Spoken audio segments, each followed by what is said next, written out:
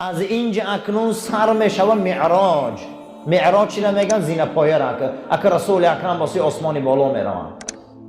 در این شب پیغمبر فیلم قیامت تماشا میکنه. در این شب خداوند پیغمبر در فیلم های قیامت پیشکی نشان میتیه. فتنه ها را میمانه، عذاب جهنمی ها را میبینه، عذاب جهنم و زبانه های جهنم میبینه. پیغمبر در این شب راحتی بهشت میبینه. جای ده میره و میرسه که کسی در اونجا نمیرسه. با خدا گپ میزنه، با خدا صحبت میکنه. تمام پرده ها این شب برداشته میشوند. مسئله امت میبینه. بسبحان الذي اسرى نظر کن،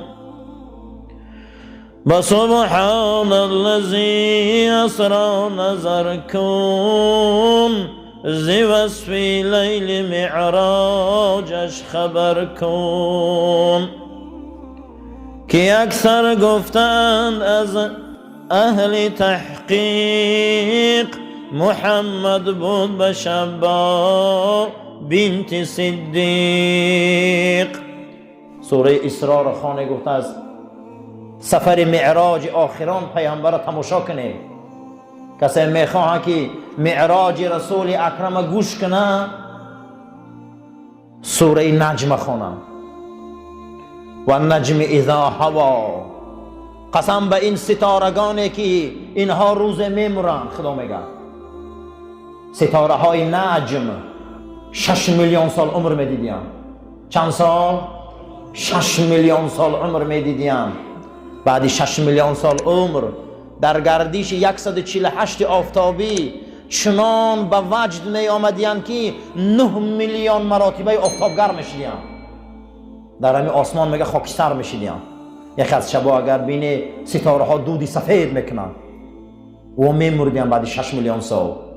و نجم، خدا میگه قسم به این نجم ستارگانی که اینها بعد عمر 6 میلیون سالشان از دنیا میگذرند.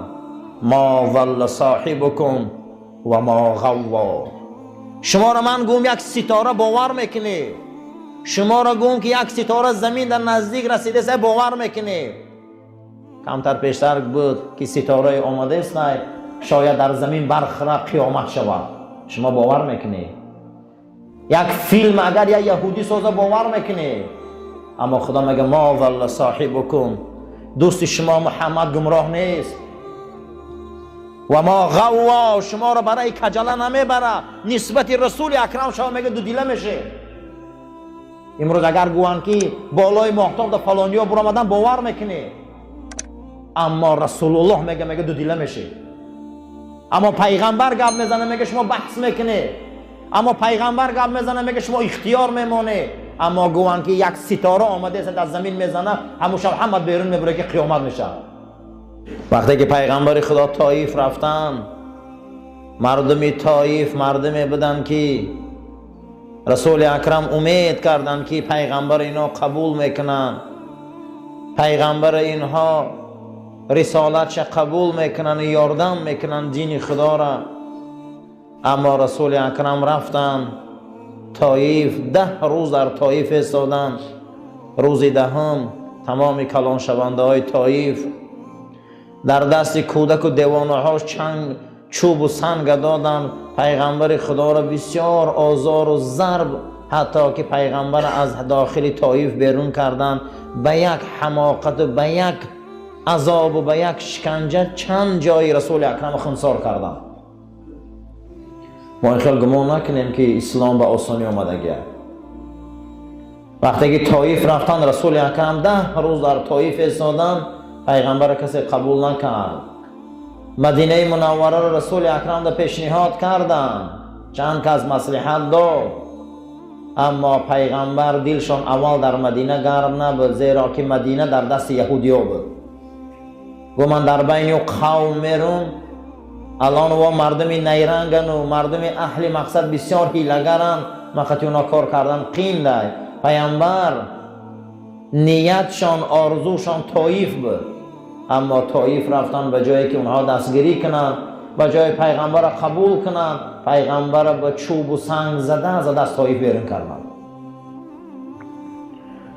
وقتی که در راه می آمد همین گونه زیق از طایف بیرون شدن، خداوند، حدیث امام طبرانی روایت میکنه، خداوند تمام ابرهای آسمان و ملائکش امر کرد که ابرها را جمع کنند از طایف تا مکه چند قدر راه است. میگه تمام ابرها را ملائکه ها جمع کردن بالای سر رسول اکرم آوردن که پیغمبر گرمی عذاب نکشند.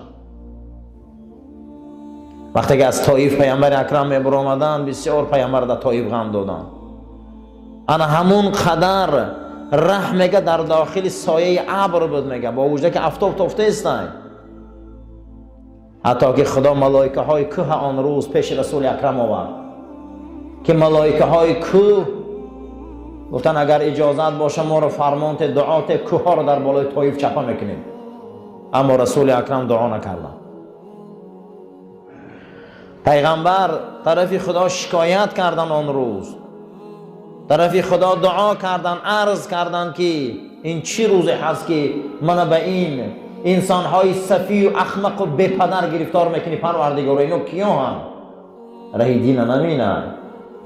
بعد حادثه طایف که پیامبر بسیار غم دادن، شب پیامبر بعضی ها میگن در حجر اطراف حتیم خواب بودن، بعضی ها میگن در خانه عمشان خواب بودن که در همون نزدیکی بود.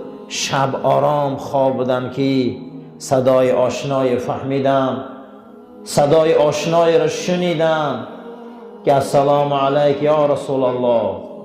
این مردم طایف تو را حرمت نکرد، این مردم زمین تو را حرمت نکرد، اینها تو را بسیار آزار دادن، اکنون امروز پروردگار تو را به معراج دعوت میکنه. امروز ما قدر رسولمون رو نمیدونیم، در اون زمان ندونستن، اما خدا اکنون رسول عثمان میبره. مردم طایف به سنگ چوب میزنه، اکنون ملائکه های مقرب درگاه خدمت رسول اکرم میبیاین. هیچ کس گمان نکنه که آبروی رسول اکرم میریزانن، هیچ کس گمان نکنه که آبروی پیغمبر میروه. طایف تا وقت رسول اکرم غم دادن، طایف تا وقت پیغمبر خونش ریزاندن، پیغمبر چهرش کفاندن، پیغمبر پاش خونسار کردن، اینقدر ملائک خدمت آمد. بعد او خداوند رسول الله را به مهمانی دعوت کرد، به مهمانی روحی نه، به نمی جسم پیش خدا می رکد. این علامتی چی بود؟ علامتی این بود که در طایف رسول اکرم قدرش ندانستن. بعد حادثه طایف از پیش هیجر حتیم میدانی، اگر پهلی کعبه را دیده باشه این خیلی دورکک یک دورچه است، از درون این، از پیش این محبوب خدا جناب پیغمبر اکنون به سوی بیت المقدس میروه. اون شب به سوی چی میروه؟ به سوی بیت المقدس. صدای آشنایی را میفهمند صدای آشنایی را. در یک روایت که کسی پای من خلاند یک بار، دویم مراتبه کسی پای من خلاند که جماند، سوم بار جنباند که چشمام هوی کردم که جبرائیل ساده. در یک روایت دیگر یک صدا، یک حرکت خنکی در پاچم مقصد دیگر رسید، یک خنکی میخیزم که جبرئیل امین چهره های مبارکش در پای من ماندن و گفته است که فرستاده خدا خیز اکنون این شب پروردگار تو را به مهمانی دعوت کرده. بعد این قدر آزار و بعد این قدر شکنجه، بعد این قدر عذاب در راه خدا، اکنون زمین بدگی و قدر تا ندانستن، امروز تو آسمان میری. اینو میگن اسرا. اسرا چی است؟ سیر شب از مکه به سوی بیت المقدس.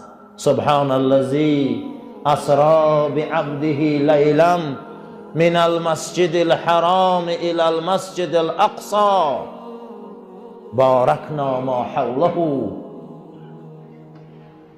پاک است و پروردگاره که بندش بلندترین درجه بزرگ نزد خدا در بندگی بده که خداوند رسول الله را این شب بنده میگیره. سبحان الذی اسری بعبده لیلا من المسجد الحرام. در این سیر شب ای کعبه مبارک به سوی بیت المقدس، قبله اولی مسلمان ها، مسجد اسحاق نبی، در این شب خدا رسولش سیر میتی، اکنون حرکت میکنه رسول الله. جناب پیغمبر گویند آوردن براق در یک روایت از برق گرفتگی، رنگ برق حرکت میکرده است. در یک روایت دیگه براق گفته است مال سفید میگفتیم. یک جاندار آوردن که سفید است، میگه هر یک عضو او به یک حیوان این زمین مانند است. از خر بزرگتر و از اسب پایان به من آوردن. بین حضرت عیسی و بین رسول اکرم خیلی سال بود. میگه براق هم میگه مقصد دیگه سوار شویش، این مقصد سوارنده های درگاه الهی بدن. اینو وقتی پیامبر آمدند میگه براق یک تور گرفت. براق یک چی گرفت؟ میگه یک تور گرفت، لرزی که با جبرائیل امین به ید قدرتش میگه سخت قبید براق که جمیده نمیتونیست.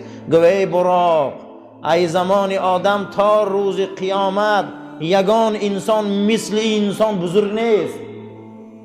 یگان فرزند آدم مثل این فضیلت نداره. تو میدانی که در پشت تو کی سوار میشه امروز؟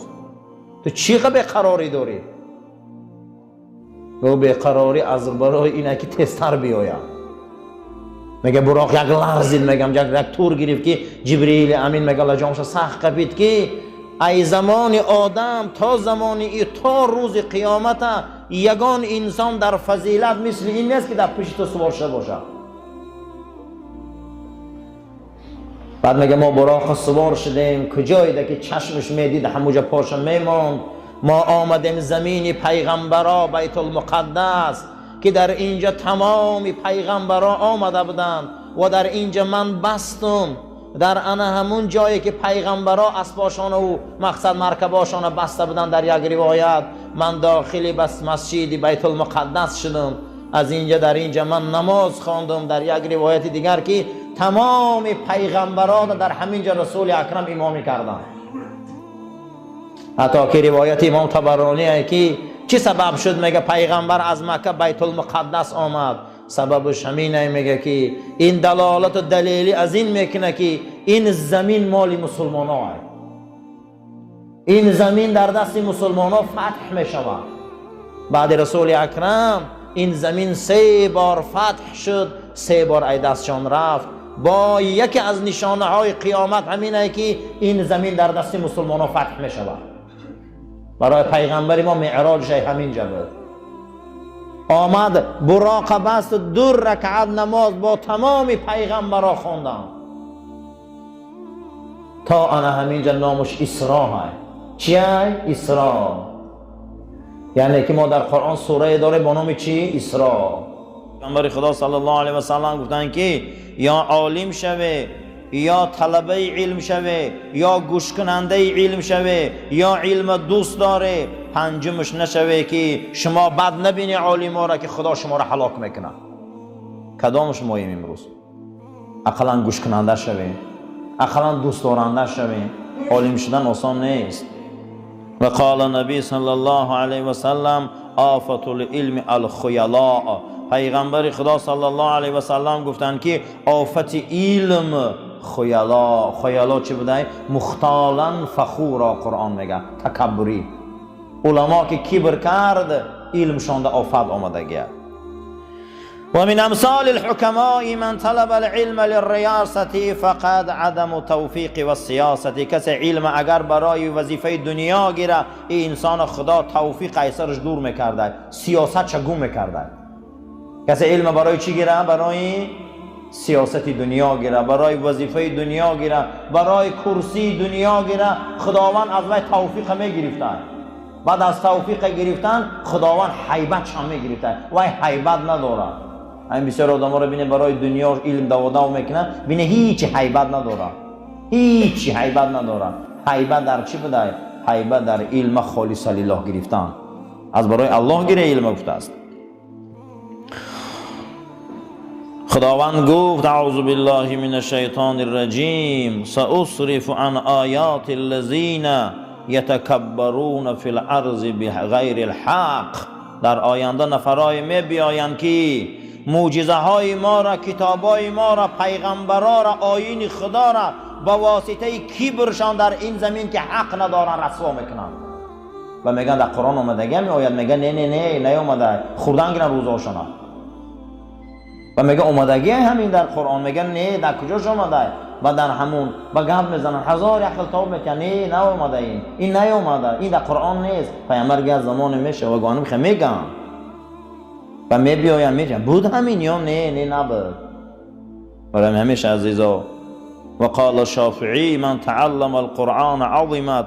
حضرت امام شافعی گفته کسی قرآن از یاد کنه خدا بزرگش میکنه، قیمت شه. و کسی اگر علم حلال و حرام گیره گفته خدا قدرش بلند میکنه. کسی علم حدیث تعلیم گیره گفته خدا حجتش به قوت میکنه. کسی علم ریاضی متیماتیک اگر گفته تعلیم گیره خداوند سرش تازه میکنه. کسی گفته اگر علمی هندسه و نقشه کشی را یاد گیره گفته خداوند طبیعتش به قوت میکنه. کسی تا نفسش خار نکنه گفته علم صاحب نمیشه. عزیز همه علم درست بوده، متیماتیکش هم خونه، هندسه‌ش هم خونه. متیماتیک فکر آدم چقدر تازه میکنه. برای چی علم متیماتیک علمی چیه؟ فکر سرت میشوه. علم گفته همش گیره گفته برایش ما فایده تا خار نشوی گفته در نفست تو علم صاحب نمیشی. پیغمبر گفت بهترین مردم مسلمان های عالم هستند که وقتی برای اونها محتاج شوی پیشان بیای فایده میگیری.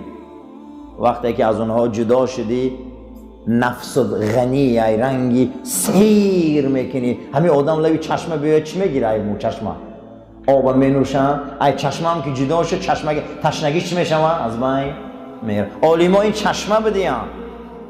کسی پیش عالما دو میشیشته تشنگیش میشکسته. ای عالم هم که جدا شما روان لیکن تشنگیش چه عزیزان؟ شکستگی هست. بهترین مسلمان نزد رسول اکرم مسلمان عالم بوده که پیشوای دمیشنی منفعت میگیره علمش. و قال رسول صلی الله علیه و سلم اقرب الناس من درجه النبوة اهل العلم والجهاد. پیغمبر خدا گفتیان که نزدیکترین مردم از روی درجه و مقام و مرتبت بر پیغمبرا یکم عالما بودن، دویم مجاهدا.